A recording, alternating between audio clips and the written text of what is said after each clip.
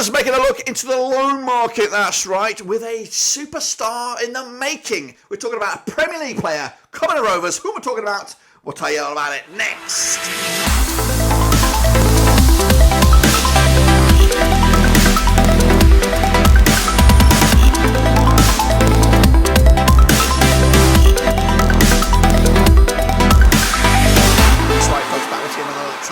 Today, we're talking about a Premier League centre-back, that's right, Youngster, coming through the ranks at one of the top teams over in the Premier League. Of course, making a possible switch to Blackburn Rovers this summer. Who we're talking about, we'll tell you all about it in just a second. Of course, big shout out to the VIPs, they are the patrons, you know who you are. And again, if you're new, smash your subscribe, boys and girls. I am talking about this lad right here, Alfie Gilchrist, that's right, young centre-back on the books of Chelsea. And he could be making a move to the Championship. Now, of course, straight off the bat, I want to be a disclaimer here. We are not the only Championship club interested in him. Leeds, Preston North End, and a whole host of others. But our name has been bandied around, of course, in Leeds Live. Of course, the article says Leeds, Blackburn Rovers in the mix here for this kid. And I think, straight off the bat, having done a bit of research on the lad, this move makes a lot of sense for Blackburn Rovers. A lot of sense. Let's talk about what sense it makes for Rovers. Of course, we are a little light in regards to legs at the back here. This guy's a versatile player. I'll talk about him in a minute. But of course, we have lost Scott Wharton for a good part of the season. And if we have a look at our current, I would say, first team centre-back offerings, we have Dom Hyam, we have Hayden Carter, and we have McFadzean, of course, should he sign the contract, which we anticipate he will do so. So those are the three out-and-out centre-backs. We have young O'Riordan as well, and we have also the potential of Pickering playing in a back three, but that's not his recognised spot. And if you put Pickering in the back there, then you're shy at left back. So realistically, we have three names that could be classed as our centre-backs for the season. I do think we need at least one more, maybe even two, or at least a versatile player that can play in the back or maybe some other position. But let's take a look at Mr. Gilchrist and why he fits that bill. So here he is, of course, and the guy has played in the Premier League for Chelsea. And I'm not talking about a couple of appearances. He's played a bunch. And I'll talk about him right here, right now. He is 1 metre 83 centimetres tall. Plays preferably at centre-back, right-footed, of course. His contract expires at 2026, so Chelsea not looking to let him go. He's 20 years of age, and he's played 11 times this season in the Premier League. Scored a goal as well. 7% at the start, 8% of the minutes, 2% of the goal participation.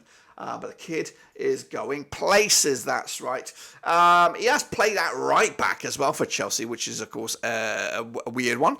I don't think he will be coming in as a right back, but do we have a ground picture thing? I don't think we do. But look at it. Look at his stats, of course, over the youth setup here. Played quite regularly for the under 18s and the under 23s. But the fact that he's played regular for the senior team, 17 times in total. What are we looking at here? Also, the FA Cup, the Calavera Cup. Did we see him? Did we see him when we played Chelsea last season? I'm not too sure. He's very, very raw still. Of course, he is valued around about 5 million, of course. And I want to compare him to our current or sort of similar sort of play. I would say you would put these guys in a similar sort of mould. It's Hayden Carter, that's right. So Gilchrist, Carter, what are we getting between these two players then, shall we? Have a little look at it. Of course, Carter, 4 years senior to him, a little bit taller than him, and he's one of our own, of course, one of our own. Of course, Carter can play at the right back as well, play either of the centre-back positions if needed, and that's pretty much exactly like Mr. Gilchrist could do as well. Of course, the trajectory of the valuations, of course, Gilchrist is on the climb. Of course, from his breakout sort of season last season, Hayden Carter has been on a steady incline over the past few years and was once linked to a move to Newcastle United. Of course, those interests may still linger. He is 24 now. I think he's at a point where he has to, I'm talking about Hayden Carter here, has to make next season his own. And probably secure nail down a first team spot and thrive and perhaps see if we can make him the next asset to be sold moving forward. So quick look at the stats then again. When you consider all games and all sort of levels, similar-ish, actually doubled. There's pretty much doubled there. Carter has played 190 games compared to that of Gilchrist. And again, as you can see, the appearances of 190 compared to the 100. The goals are pretty much doubled as well. Carter chipping in with 12 goals. Gilchrist has 6 at all levels and 6 assists as well for Hayden Carter compared to Gilchrist. So it's pretty much like for like, if we're going to be completely honest with you. Gilchrist is in the spotlight for his first goal for Chelsea, and of course playing regular under Pochettino. Of course, Pochettino is no more. New regime at Chelsea. Will he be in the focus? Of course, will he be able to make that transition? Of course, we were once linked way back when in the Mowbray era for a Chelsea player, Reece James, of course, who went on to play for, I think it was it Wigan? He went on loan there, I'm not sure.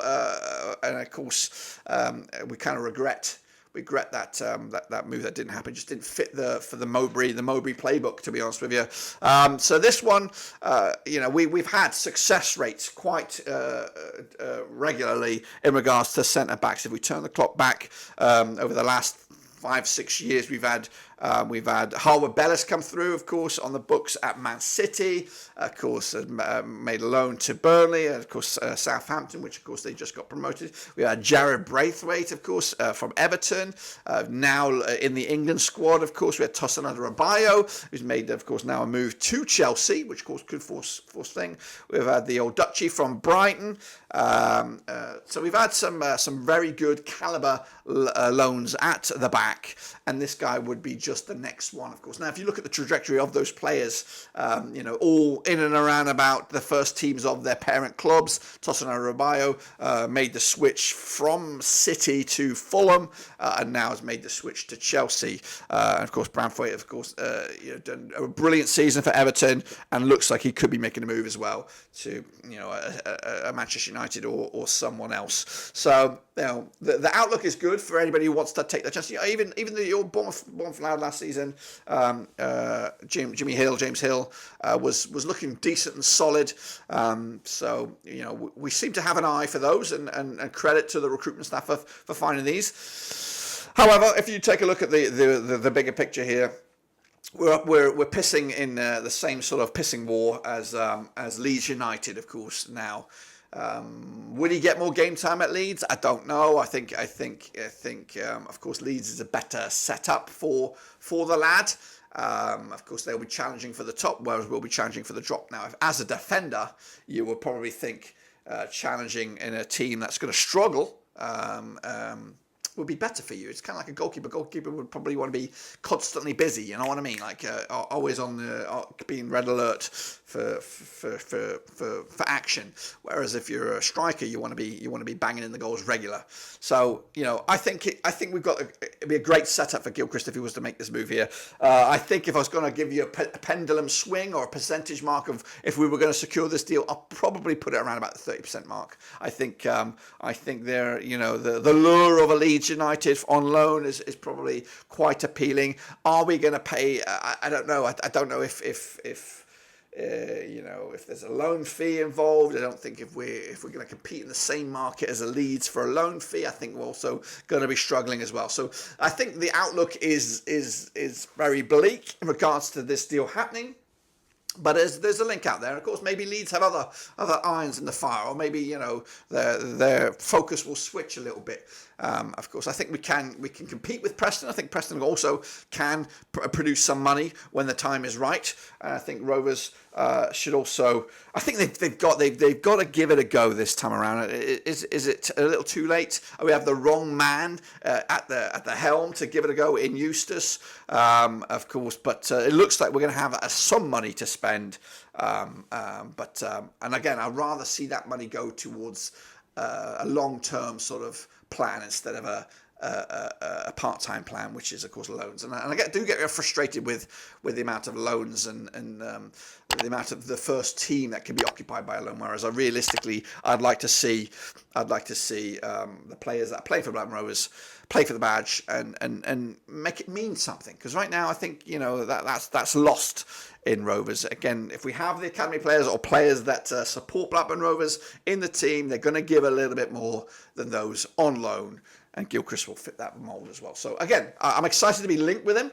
Will we think he'll come over here at Ewood Park? I don't think so. Let me know your thoughts and opinions about that, of course, and we'll talk about it if it, of course, does happen. But until then, subscribe, smash the like, catch you later. But until then, guys and girls, we are done.